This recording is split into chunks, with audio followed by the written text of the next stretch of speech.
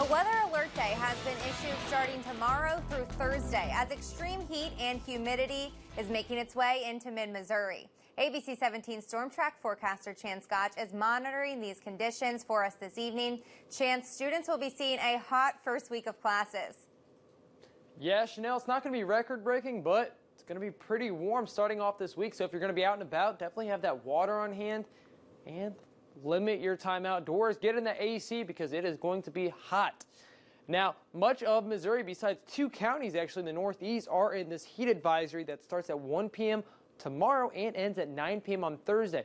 Now, you might be asking, what warrants a heat advisory? Well, that's going to be a 105-degree heat index or multiple days above 100 degrees. So it's going to be pretty hot out there from Monday through Thursday. So make sure you limit your time outdoors as much as you can.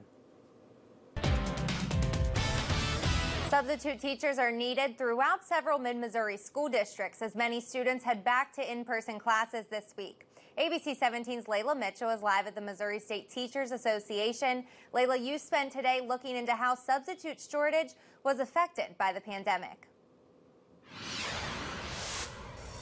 Yes, Chanel. So districts are asking faculty and staff to stay home even if they feel a little bit sick, which is one of the ways that the pandemic has increased the need for substitute teachers. And now, getting your substitute certificate only requires having access to a computer.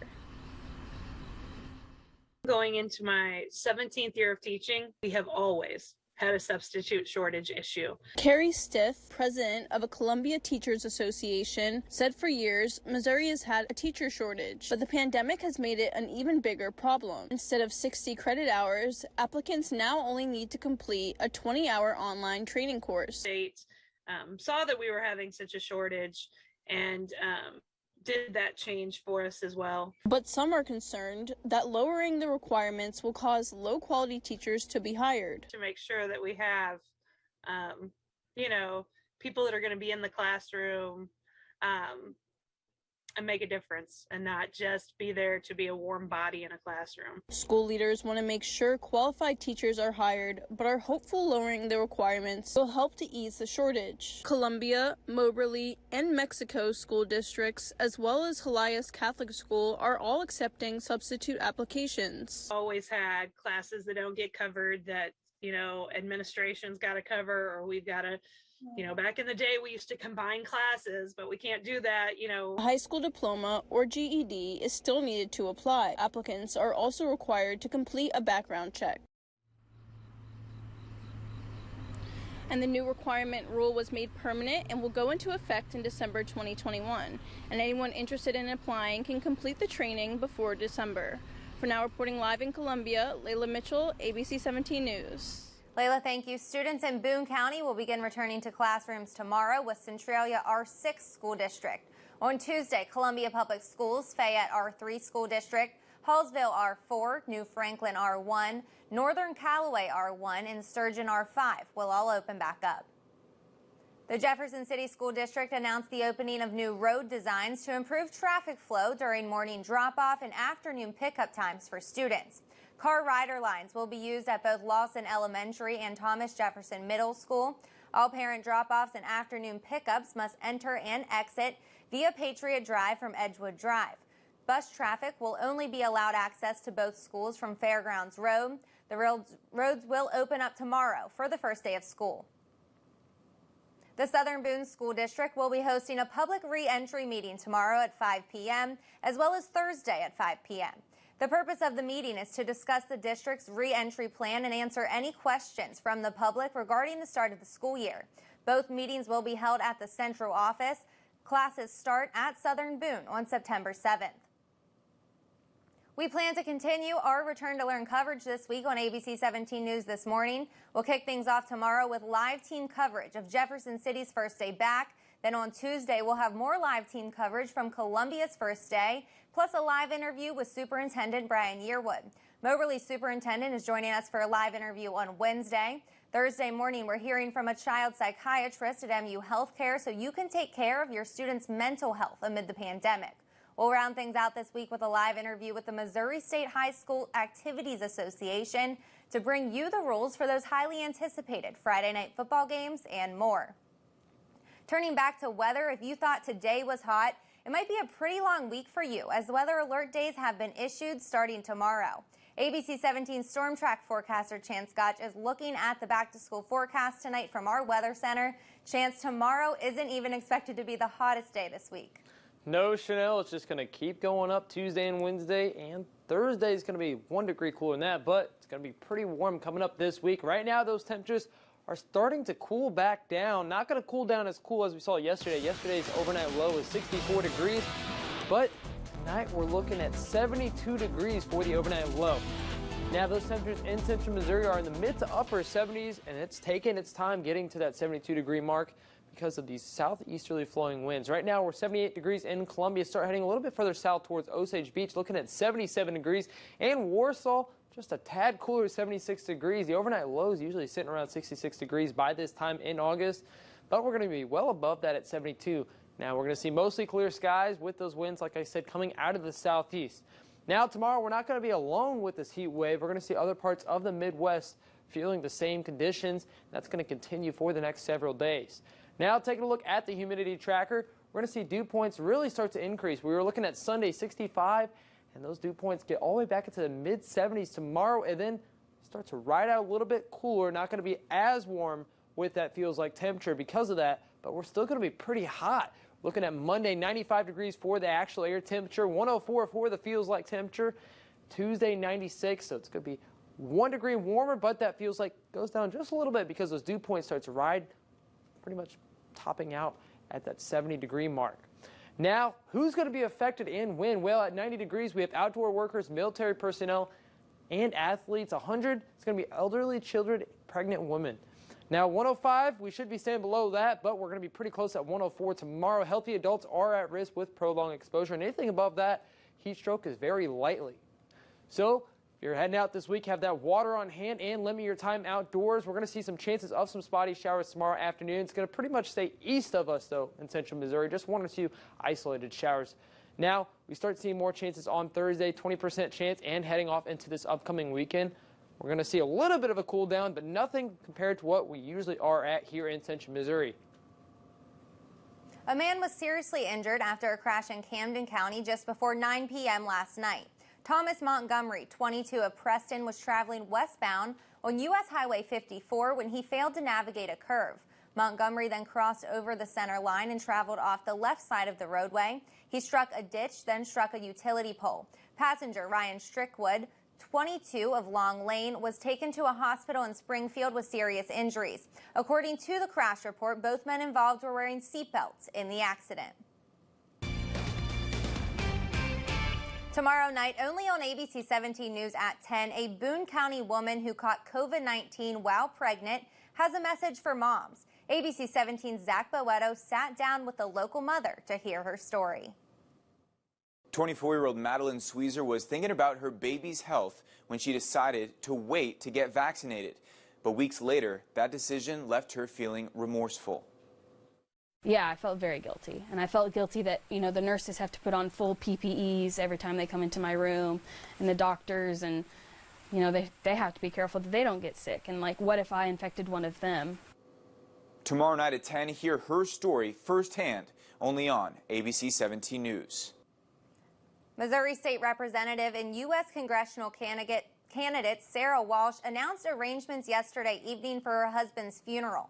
This comes after her husband, Steve Walsh, died Thursday after battling COVID-19.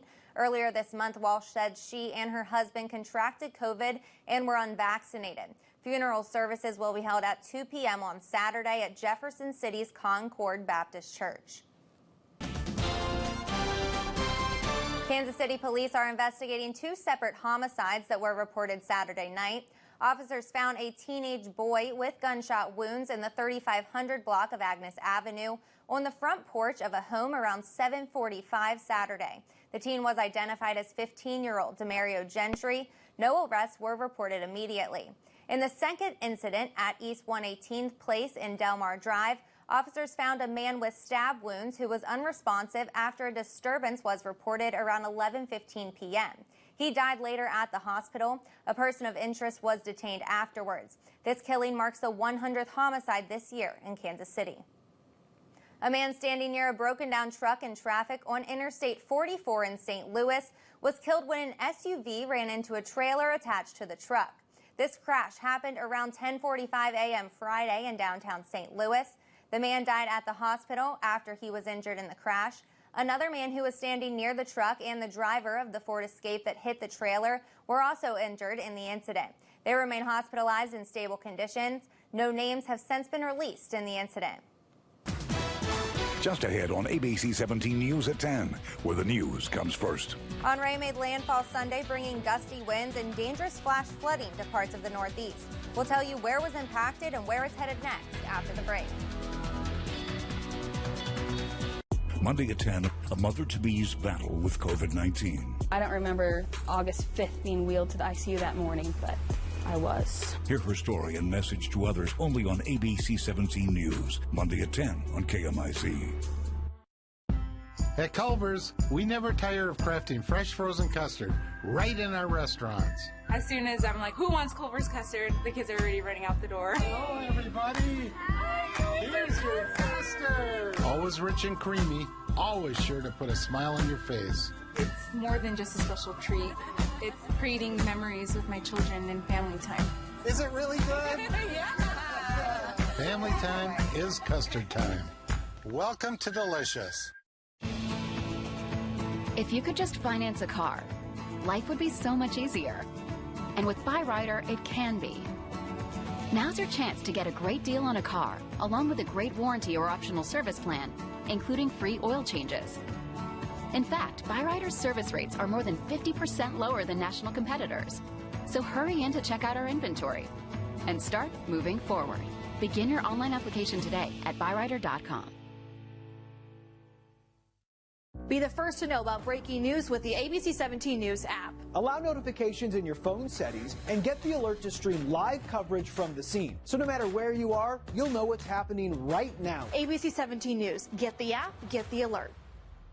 Is your home ready for summer entertaining? Whether you're hosting indoors or soaking up the sun, Lifestyles Furniture has the customizable pieces that perfectly reflect you. Choose from a wide array of colors and configurations to best fit your style. With quality options for every budget, you're sure to design a space that you can't wait to share. Visit us today for the looks that welcome them in. Your life, your home, your style. Lifestyles Furniture. Are you experiencing painful bunions? Fix it right the first time with the JCMG Podiatry Group. With Lapiplasty 3D Bunion Correction, we correct the root cause of your painful bunion with a procedure which has a demonstrated low rate of recurrence, differing from traditional bunionectomies. You can get back to walking in a boot within a few days after surgery, and you won't need a cast. From moderate to severe, the Lapiplasty procedure has shown to be effective in treating painful bunions. Get back to the activities you love. Call us today or visit our website for more information. ABC 17 Storm Track weather can be heard on Zimmer radio stations, like your #1 hit music station, Y107.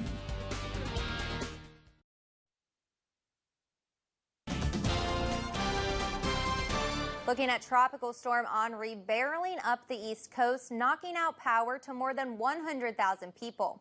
Over 40 million people are under flash flood watches across the region as heavy rain continues to fall. ABC's Rena Roy has the latest from Westbrook, Connecticut.